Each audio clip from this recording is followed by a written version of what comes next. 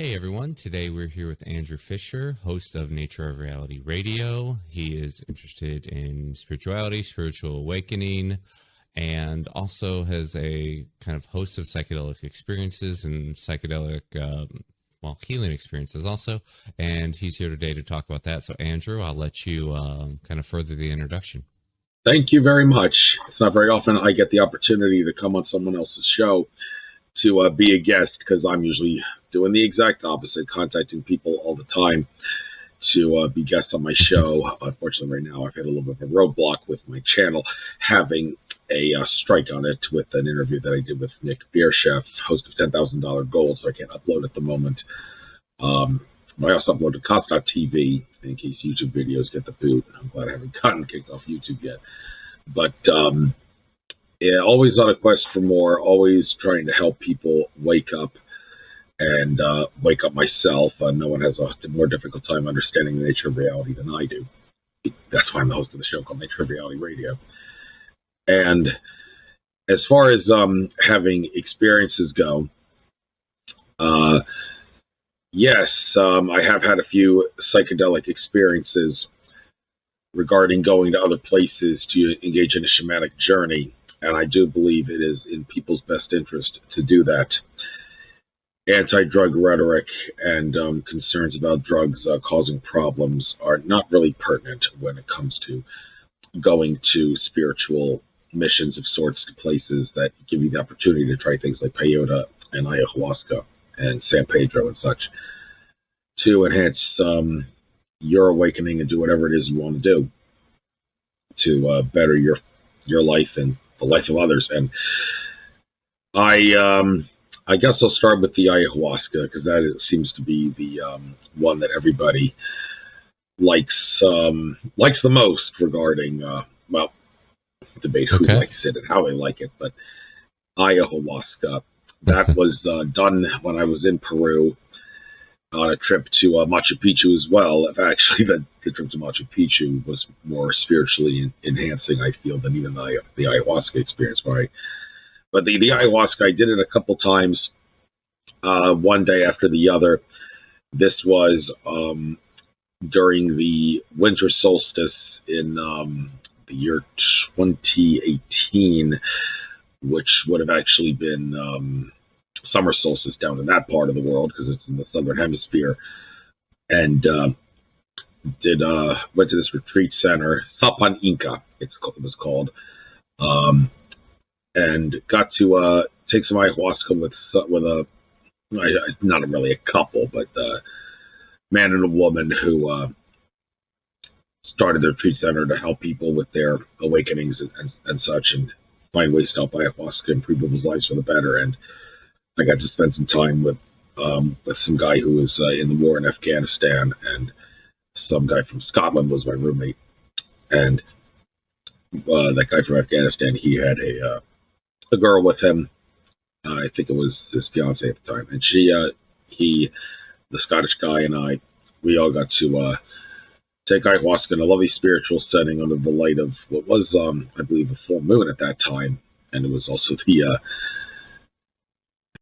solstice energies, so it was pretty powerful. And I don't think I've ever felt more cozy in my life than I felt doing the ayahuasca, lying in that sleeping bag, in that bed.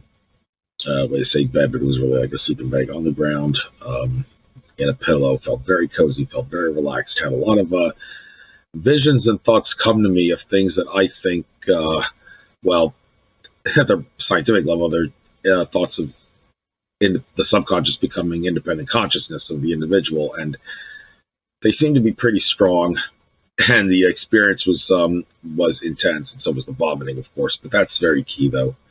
The vomiting is part of the purge of the negative energies and entities and the negative things in your body, for that matter.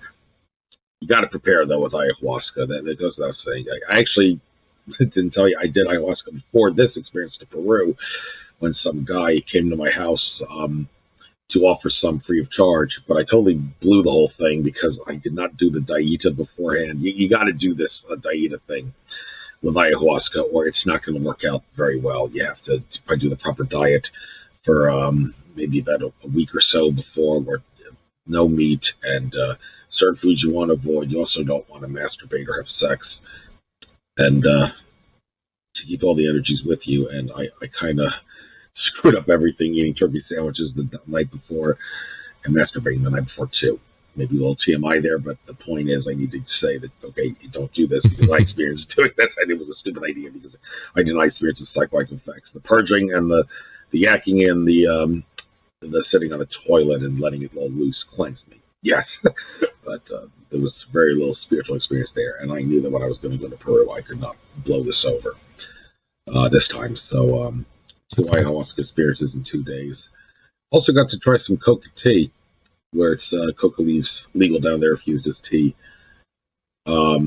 Nothing like a cocaine rush. It feels like it's more of a nootropic when taken in tea form. Coca does. I'm sure the Incas would say you guys are using cocaine all wrong in this day and age. Snorting it, injecting it, or smoking it in crack form, which is extremely addictive and very bad. Does terrible things to people in more ways than one. I've seen it happen to people. And the coca tea seemed to be very enlightening, and that was nice to drink too. But the ayahuasca was where it was at, and that was I took a while to fall asleep after it, but that was all right.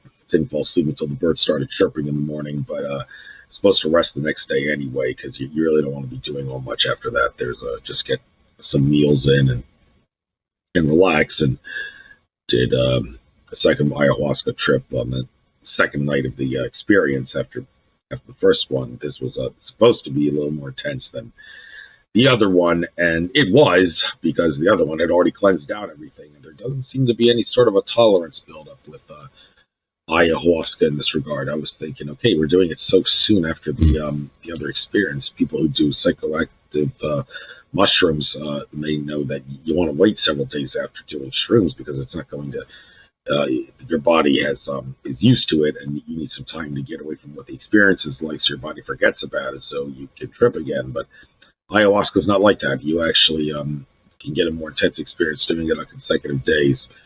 Every experience can be at least as good as the last, because each experience cleanses you a little bit more, a little bit more, a little bit more, and if you got anything on you that during the day up until the next experience, that'll be cleansed out as well with the ayahuasca. So it was a nice experience, and the San Pedro, that was done on the solstice day, going out into nature, and the San Pedro Cactus, I guess we'll talk about that next.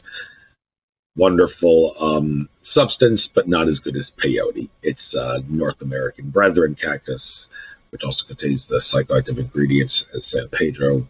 And the San Pedro, it seemed to be bringing negative thoughts to light, but they weren't bothering me as much as they were if I was sober. It was interesting. It was like bringing negative things to light to try to clear them out. And I was in nature at the time, so that was...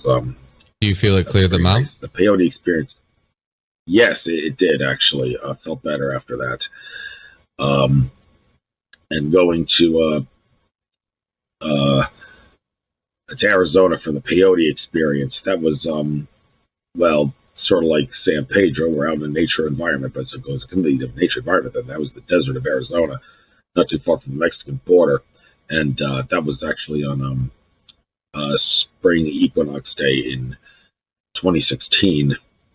And I wanted to do it on a astrologically significant day. It seemed make it seem more fitting that way. Some people say, though, you shouldn't do psychoactives on very spiritually intense days, because being in the higher the trip state kind of hinders your ability to make one with the energies, the metaphysical energies that are prominent, especially on astrologically significant days. But I don't really think that's necessarily true with everybody. Some people may be able to use the plant substance and its spirit to intermingle with the energies better, and are kind of trained how to do that, especially trained shamans. But anyway, getting back to the peyote, was setting up a fight. Okay, you wanted to say something? I'll let you interrupt me. Actually, no. Go ahead and finish the peyote story. I'll ask my question after that. Yes, lighting up a campfire and putting the fire together and doing spiritual work, like each Ching book, I think they actually gave to me to look at, and it was a nice experience going into the night. Although the morning in the desert that got really cold. Somehow I guess I managed to fall asleep for a little bit, and then rest the next day. The peyote seemed to be a little bit more physically psychoactive than the San Pedro. The San Pedro didn't seem to cause much like a physical high, but the mental high. And it was interesting, like negative things weren't bothering me. It was like I had time to contemplate them and just figure out why they were making things negative for me. And but it's like things that would cause a bad mood made the mood better. Interesting. And peyote, well, it was a different place, a different setting.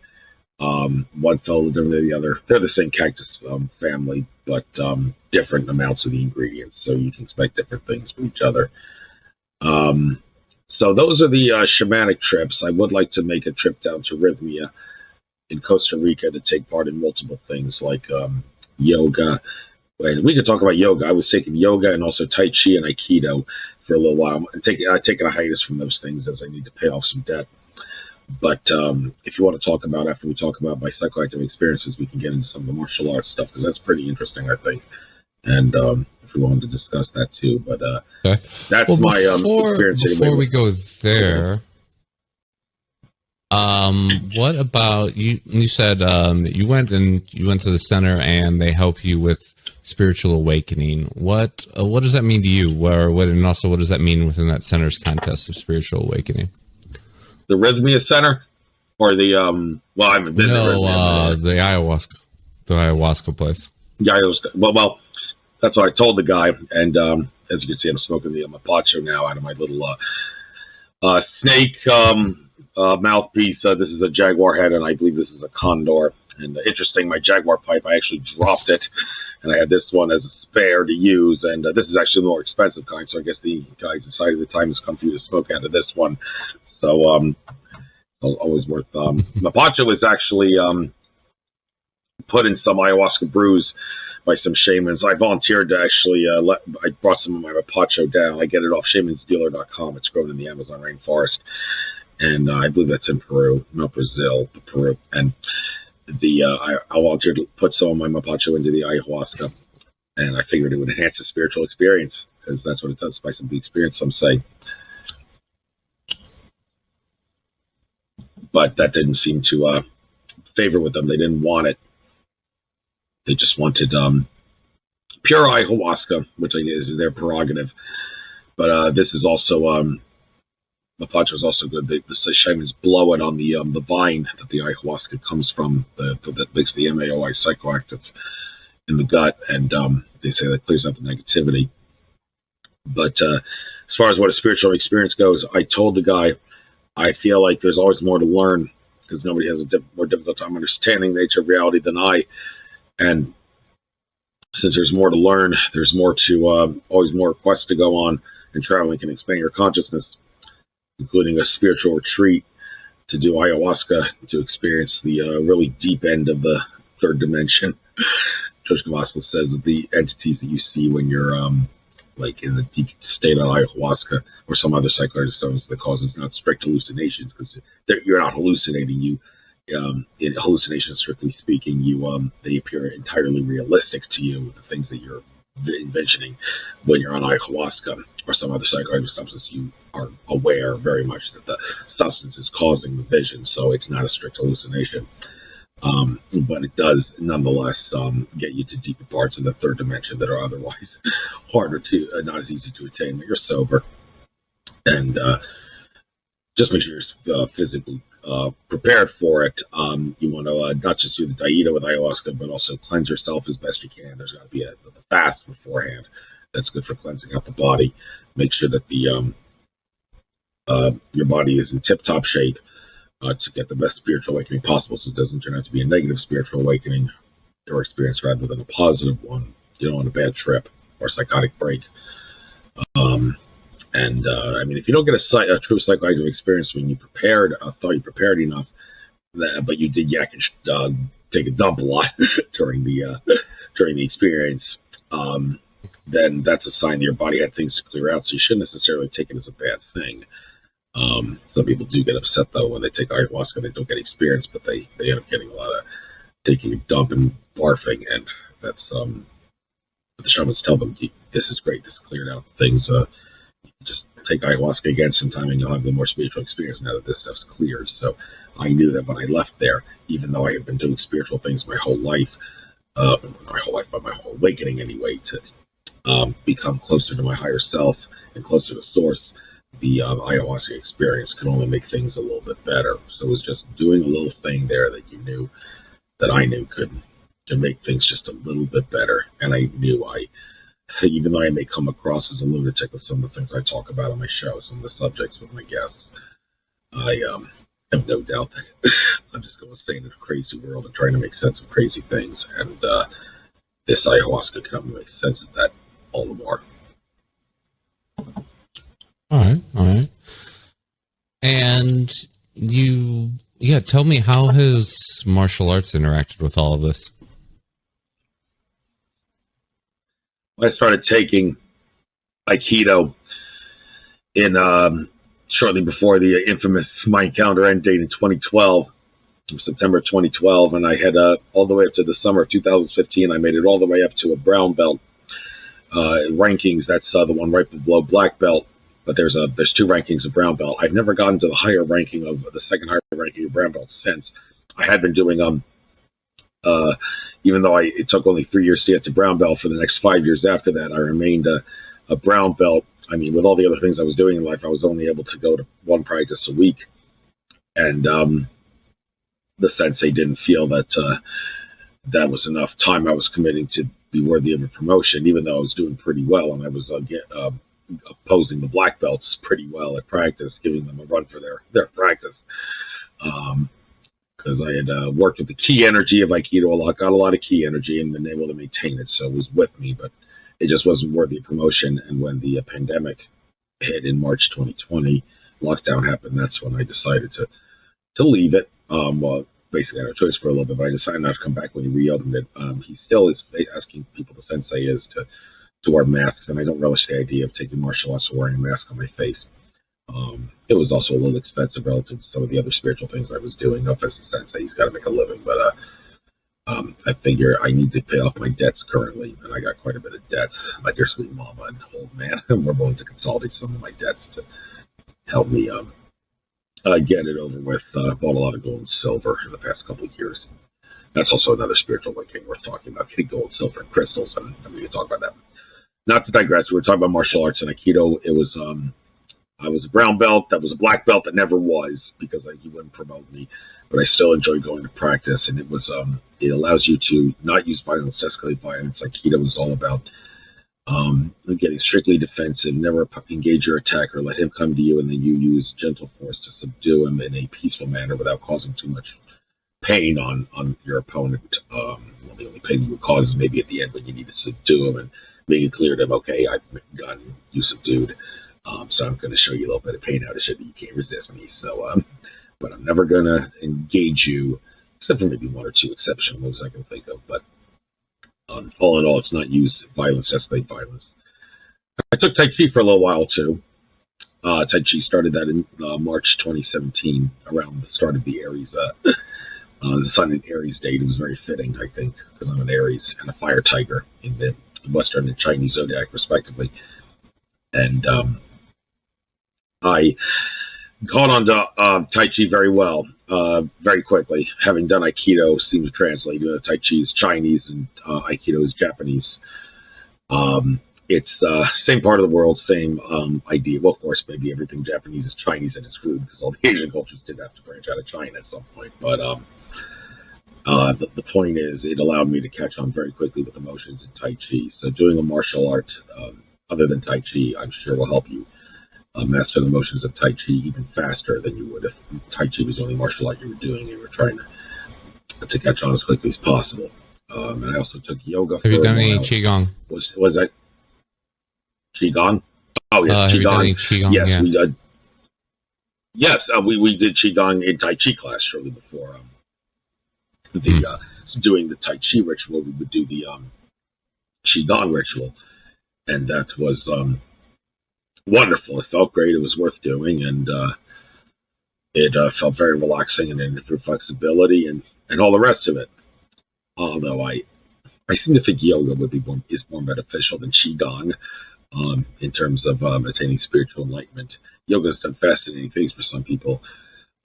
It actually helped football player Ricky Williams quit smoking cannabis when he was a true pothead. Failed NFL drug tests, but then he said, "I want to tour the world." But I was like, "Yeah, right. You don't want to quit football and tour the world. You just want to smoke pot and not get tested." But he took up yoga and he was able to quit it, and he joined the NFL again. And so that was a nice story. Run, Ricky, Run is the name of the documentary that ESPN did on it. But yoga was in the international. I was in the International Yoga Festival in it was 2019, early 2019, in the Rishikesh area, not too far from the Himalayas and the Nepal border. It's in an ashram, and it was a wonderful experience I'll never forget. I got to tour the city of New Delhi beforehand. Spiritual city, but yet very impoverished. That's India in a nutshell. Spiritual, but very impoverished. Kind of makes you wonder why do they have to be in such impoverished states in America? It seems so different in terms of the environment, but people in India seem very happy. I guess it's all that spiritual essence in them, which Americans are lacking, that enables them to do that. But yoga was definitely a peaceful thing, improved flexibility, helped get rid of a few back problems. I got a slight amount of scoliosis. Doesn't keep me from doing anything significant in life, but it still does cause a little bit of a pain in the lower back, and yoga seemed to help with that immensely, as well as just being able to tune into the spiritual essence of life all the more. So that in a nutshell is my yoga, Tai Chi, and Aikido experience. I want to go to Japan sometime if I do get back in Aikido, which I want to do hopefully by the year of the Wood Dragon in 2024. Maybe go to Japan with a sensei then and take part in some of the dojos that are in that part of the world, in the land of the rising sun, they call it. Okay. So, is meditation or any other contemplation practice been useful for any of this for you? Meditation, you said? Meditation or any contemplation practice? Oh, yes.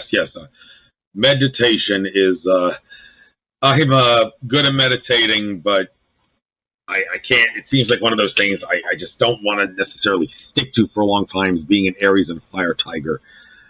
Aries is a fire sign, and got the fire tiger in me in the Chinese zodiac sign. I seem to want to be on the go often, so I can't really meditate for any more than 10, 15 minutes max without deciding, okay, I think this is good enough time to do something else.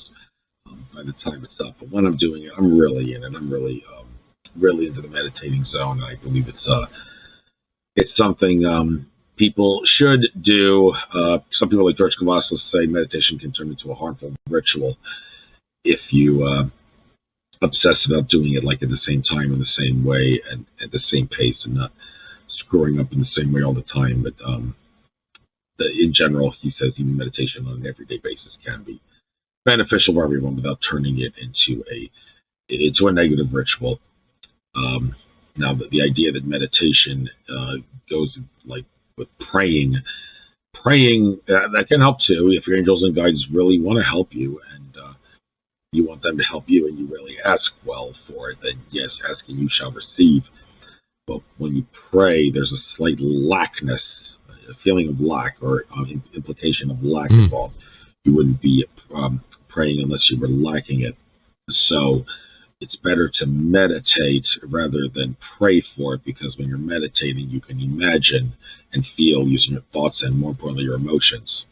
Thoughts are electrical, emotions. That's more magnetic. Feel into the intention of what you want so that you can manifest it better. Don't pray for a luxurious car. Envision yourself traveling in a luxurious car while you're at the wheel, and do that often. When you're in the right frequency, and it can manifest to you. But if you're praying for it, that's telling the universe you're putting it on a pedestal. It's away from you.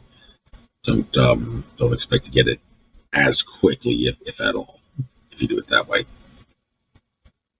Okay. Although it's funny I say that because I did. Should we look? Oh, sorry. I wanted to say I did actually buy a program about praying to your angels and guides, and that doesn't seem to suggest that it doesn't imply lack. So I shouldn't downplay prayer so much, because I am looking forward someday, hopefully this year, because the Tiger horoscope I heard says you may try new spiritual practices such as praying, and so I thought, okay, it's a good thing I bought this a couple years ago. I haven't used it yet, but this is now the time has come for it, so I'm going to try it and see how it goes. And I suppose maybe sometime you can ask me to come on and see how my praying experiences went, but that's maybe wait until after another year for that. But you wanted to ask me something, so why don't you continue while I... So in regards to... you had spoken in about coming at something from a place of lack, and so I'll just kind of switch that and say the idea of coming from a place of abundance. How should we look at the material world, and what just how should we feel about materialism, and also just if maybe things aren't as solid as they appear to be, how should we interface with that? Well, it's a tough line to draw, especially when you got so many different people in this world with so many different views that it's impossible not to disagree, because no two people are exactly alike. So, in how they see things, or how they perceive things, or what they want to be, but as far as this planet goes, I mean, nice history lesson for you. We could go into more recent times. As the story goes, 13,000 years ago, Atlantis fell. Atlantis was already having problems, but then it got taken over by the Draco-Reptilian Empire, which also includes Orion Greys and Zeta Reticulan Greys, which are subordinate to the Draco-Reptilians. There's also Hydra and Syrian Reptilians involved too, but they're all clones of the Draconians. That's Andrew Bartz, the Akashic Records reader, talking. And the Empire eventually did cause Atlantis to fall entirely. The Great Flood and cataclysms and all changed over the world. And 6,000 years ago, we have Sumeria in Mesopotamia, and ever since, humanity has branched out from that. There's been hotspots like China, India, and as far as the West goes, I mean, history is all screwed up with the West regarding Columbus didn't discover America, but then we think the Vikings did, but in reality, it probably wasn't them either. It was a lot of a global travel around the world from empires like China and such, and they were all at some level manipulated by the Babylonian Brotherhood, the Illuminati bloodlines that were from ancient Sumeria, that consisted mainly of Draco-Reptilians and also the Anunnaki and Zecharia Sitchin references. These are the malevolent Anunnaki we're talking about, and Sitchin didn't really want to talk about negative things often, but he would say, yeah, there were most certainly the malevolent Anunnaki factions did masquerade as kings, and more significantly, the Babylonian banking system. And this is where we get into the present day, because as I discussed with my Creative Society friends who I had in another interview, which I want to upload to YouTube, but can't because I have the strike on my channel now. We talked about the consumerist mentality after the floods and everything resided after the fall of Atlantis, and we started from scratch again. This planet did, but this time under the influence of the Draco-Reptilian Empire and the Anunnaki, who made an alliance with the Draco-Reptilians, the malevolent Anunnaki, the Enlil factions, most would say, not the Enki factions of Anunnaki, that had been putting humanity in a state of consumerism. And where for the last 6,000 years, we've been slaves to the Babylonian banking system at some level, and have had the reptilians that can masquerade as human entities by attaching to the chakra systems of human skin suits that are just empty souls that are hijacked by reptilian, and they pose as our world leaders and corporate leaders and such, and have been turning our society into a go-along to get-along consumer society, where they actually want you to be in a state of lack. They want you to be in a state of survival. They want you to feel impoverished, so that you seem to need to rely on your your daddy to help you. The daddy being the government that we created to protect our rights, but little did we know that the people that were put in power in that government were our slave masters. And but in more present times, it seems that things are going to be changing for the better. Alex Collier did say in an interview in 2019, I think it was the Goldfish Report lady interviewer. I don't remember her name. Dreadful with names. All things I remember. It seems like names is the one thing I can't remember. But she did say, Alex Collier did say in an interview with her that the overlords, the Draco Reptilian overlords, are gone, and humanity is poised without the big boss at the top of the hierarchy of control ladder there anymore to protect the minions and such as much as they would if they were still there. Humanity will undergo great things in the future. Although after he said that, that's when the pandemic hit and all hell broke loose, and it seems like things couldn't have gotten any worse. But things are supposed to get better, and even though we are in this supply chain issue thing right now, and people don't, there aren't many workers in the workforce. It's all supposed to work out for the better. I mean, I've often said capitalism always works better than socialism because we live on a planet where money exists. Alex Collier had said that Earth is the only planet where money exists that he knows of in the cosmos, which he thinks, why can't we join the rest of the system, the rest of the civilization out there in the cosmos actually gets it? Well, they all basically have a socialist system where money doesn't exist, and all the services and goods and energies are provided for everybody, free of charge. But of course, the entities on those planets, they understand that they still have to give to get, so they don't stop working even though money doesn't exist.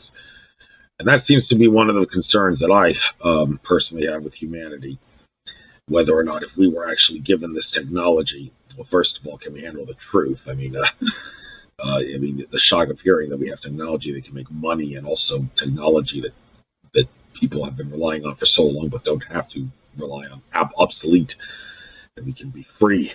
That would cause a shock to the system to a lot of people who can't handle the truth. But how do we incorporate that without people becoming couch potatoes and thinking I don't have to go to work anymore because everything is provided for me? Well, you know that what you put out in your reality, law of attraction style, which I think law of reflection may be a better term, law of reflection, like reflection in a mirror, because everything you perceive is a reflection of your own energy. And how can we teach people that by virtue of that should give you incentive to get up and get your ass going, to get some work on to improve your life and the life of others, because that would make Earth a better planet. It's not worth it to be a couch potato, sitting on the butt smoking pot, eating potato chips, and watching football or baseball all day long. It's not the lifestyle we're supposed to live. I'm sure the ETs of the world don't like that, even though they don't have money. Okay. And back to the question I initially asked you over email, what's the one question you wish someone would ask you in an interview? Oh, okay. I don't know if I got that. I don't know if after I sent you Let's Just Let Our Angels and Guides Guide Us, if you responded to that and send me what is the one question I didn't see that. I'm sorry, but what is the one question you want? Now you're forcing me to think about it. It's okay. I guess the one question that I would want somebody to ask me is, what am I supposed to do in order to be of service to others without diminishing my own wealth and status and ability? Because that seems like the hardest thing people need to understand in order to prosper. How can I give to get if I'm giving, if I don't really have much to give? Well, that's the question I like people to ask me, because, well, I don't really know if I know the best answer myself. So best question to ask me is a question I can't give an answer to. But if I'm going to be forced to answer that, I do believe that if the opportunity just presents itself and your intuition tells you, do this because something is good is going to come out of it, then it's probably best to just do it and go with your instinct. Hey, thanks for watching this interview with Andrew. You can find links to the rest of the content and the podcast that he has for the Nature of Reality Radio in the description. And like and subscribe this video, and check out Andrew's channel if you haven't had a chance. See you guys all soon.